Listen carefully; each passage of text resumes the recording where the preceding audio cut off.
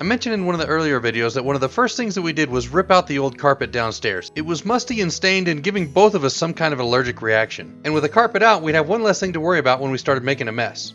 And speaking of making a mess, notice this brick wall that separates this room from the dungeon.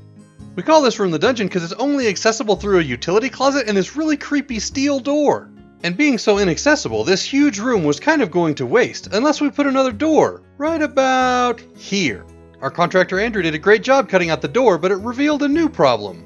It turns out that from one room to the other, the floor dropped about 1.5 inches. So it was time to learn a new skill, spreading smooth concrete. I did my best to level out the difference so it wouldn't be too noticeable when the carpet went in. Speaking of doors, none of the doors in the entire house matched, and that might be a good thing. And since we were adding a lot of our own doors, we made sure they all matched.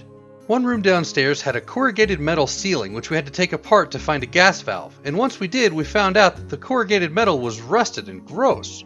So Tammy and I went to Home Depot to try to find an alternative, and what we found was pine shiplap. We were looking for something that was a little more log cabin and a lot less chipotle, and we had had enough with sheetrock. Shiplap was much cleaner and easier to put up than sheetrock, and for this small room the cost was tolerable. And never mind the cost, it looks amazing! The ceiling of the dungeon was actually big cedar floor joists and the floorboards from the master bedroom.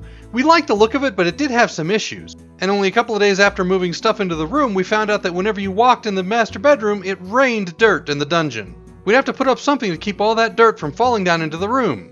Well, how about more shiplap? This room is almost twice as big as the guest room and has a big support beam right across the middle. It was a lot more work and a lot more screws and a lot more shiplap, but we got it done and it looks amazing. Remember that wonky box that covered the drain pipe in the guest room? Guess how we decided to cover it? How about shiplap?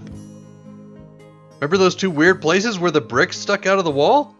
You know it!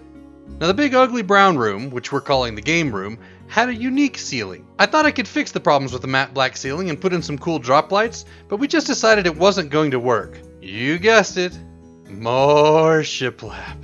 The game room is the biggest room in the house, and I am not kidding, we bought out 3 different Home Depots 3 different times to get enough shiplap to finish this room. Remember how I said the cost was tolerable for that little guest room? Yeah, we completely busted the budget on this. We're done! With the ceiling! We're done!